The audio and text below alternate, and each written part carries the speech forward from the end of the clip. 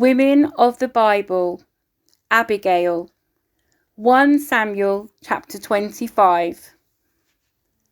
Now Samuel died, and all Israel gathered for his funeral. They buried him at his house in Ramah. Then David moved down to the wilderness of Maon. There was a wealthy man from Maon who owned property near the town of Carmel. He had 3,000 sheep and 1,000 goats, and it was sheep shearing time.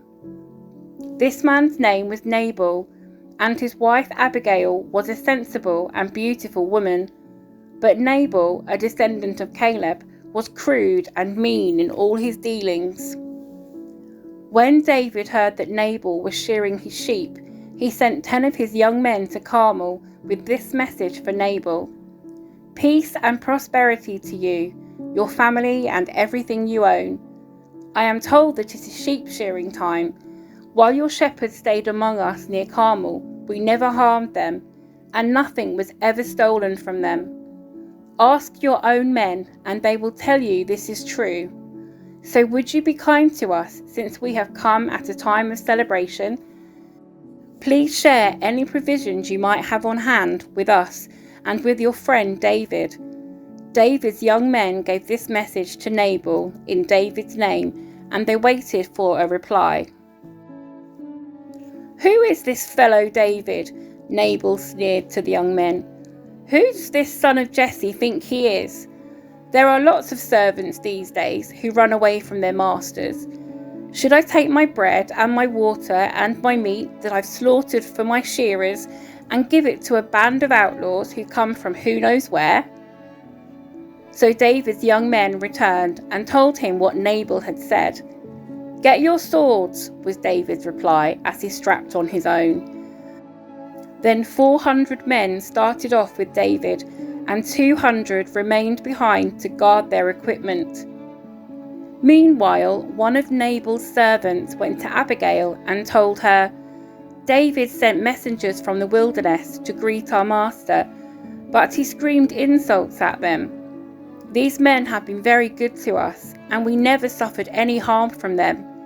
Nothing was stolen from us the whole time they were with us. In fact, day and night they were like a wall of protection to us and the sheep.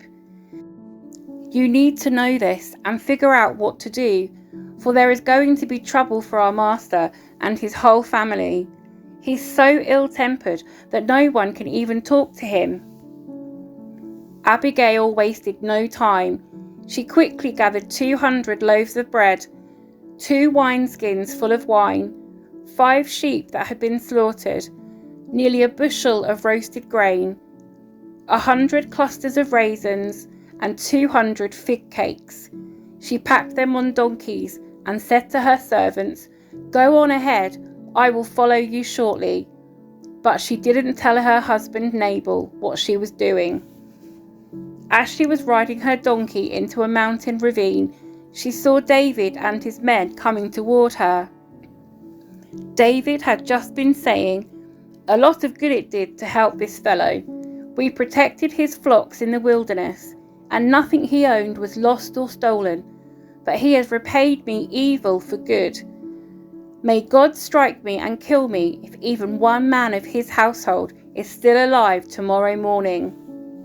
When Abigail saw David, she quickly got off her donkey and bowed low before him. She fell at his feet and said, "I accept all blame in this matter, my lord. Please listen to what I have to say.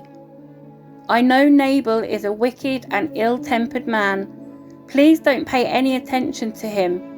He is a fool, just as his name suggests. But I never even saw the young men you sent. Now, my lord, as surely as the Lord lives and you yourself live, since the Lord has kept you from murdering and taking vengeance into your own hands, let all your enemies and those who try to harm you be as cursed as Nabal is. And here is a present that I, your servant, have brought to you and your young men. Please forgive me if I have offended you in any way.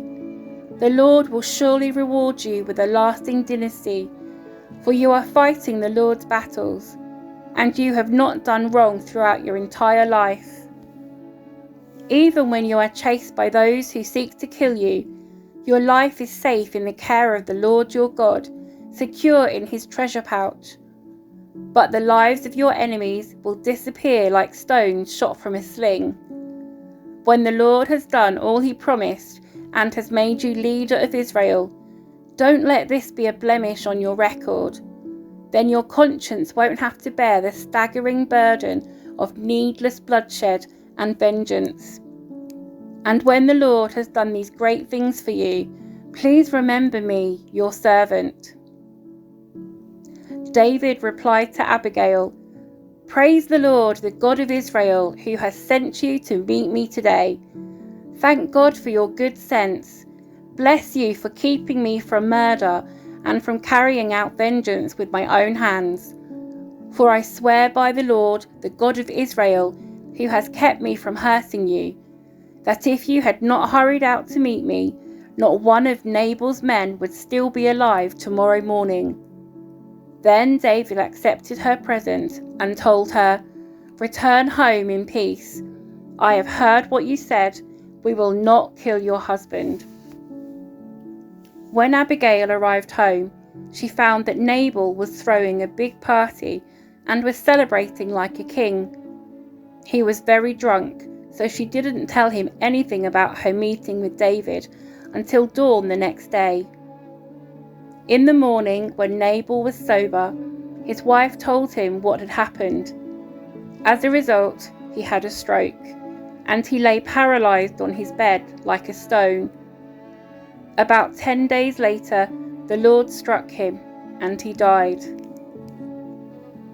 When David heard that Nabal was dead, he said, "Praise the Lord, who has avenged the insult I received from Nabal, and has kept me from doing it myself.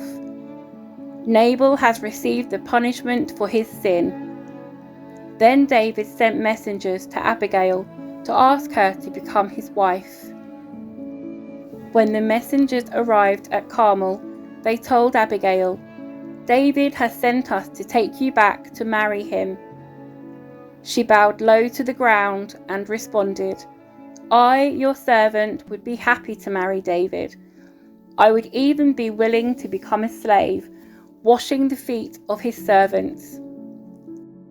Quickly getting ready, she took along 5 of her servant girls as attendants, mounted her donkey, and went with David's messengers. And so she became his wife. David also married Ahinoam from Jezreel, making both of them his wives. Saul, meanwhile, had given his daughter Michal, David's wife, to a man from Galim named Palti, son of Laish.